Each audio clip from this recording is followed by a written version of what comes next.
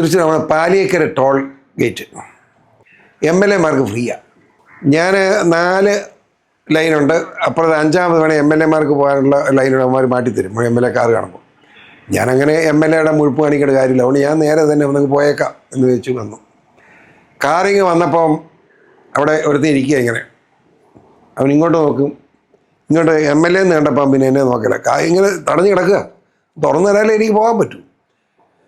ഇവൻ അപ്പുറത്തെ കാശ് മേടിക്കും വിടും, അപ്പുറത്തെ കാശ് ഇങ്ങനെ മേടിക്കും വിടും, വണ്ടി പോയിക്കൊണ്ടിരിക്കുക. ഞാൻ പല പ്രാവശ്യം കാറിനകത്തിരുന്ന് ഇടയിൽ ഒന്ന് തുറന്ന് വിടും പോട്ടെ എന്ന് മൈൻഡ് ചെയ്യുക, അവൻ ഇങ്ങോട്ട് നോക്കും മൈൻഡ് ചെയ്യല. അത് കഴിഞ്ഞ് ഞാൻ ഏറ്റു, വണ്ടി തുറന്നു. ഞാൻ ഇടയിൽ ഒരു MLA അല്ലേ, ഒന്ന് വിട് പോട്ടെ, ഞാൻ വീട്ടിൽ പോകേണ്ടതാണ് എന്ന് പറഞ്ഞു. അവനെ നോക്കുന്നില്ല, അതിനെ നേരെ നോക്കി വെച്ച് പിന്നെയും അവൻ വണ്ടി അപ്പുറത്ത് വിട്ടുകൊണ്ടിരിക്കുക.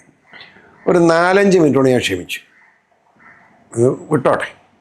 അപ്പോഴേക്കും എനിക്ക് കാര്യം വന്നു, ഇനി ഇവനെ ക്ഷമിച്ചൊരു കാര്യമുണ്ട്, കൊടുത്ത് ചെവിക്കുറ്റിക്കുക ഒരെണ്ണം. അപ്പോൾ എൻ്റെ അടുത്ത് പ്രതാപനും നീളാണ് പൊടുതിലും കൂടെ ഇറങ്ങി ഈ 4 ഗേറ്റ് അടിച്ചു പൊളിച്ചു.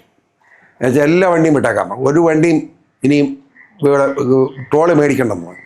ടോൾ ഗേറ്റ് മുഴുവൻ തകർത്തിരിക്കുന്നു, മുഴുവൻ വണ്ടി ഫ്രീ ആയിട്ട് കൊടുക്കണം. എല്ലാ വണ്ടിയും കേട്ട് ഞാൻ അവിടെ നിൽക്കുക. ഒരു സർക്കിൾ ഇൻസ്പെക്ടറായിട്ട് ഇതിനടുത്ത് പോലീസ് ഓഫീസർ, പോലീസ് സ്റ്റേഷനാണ്.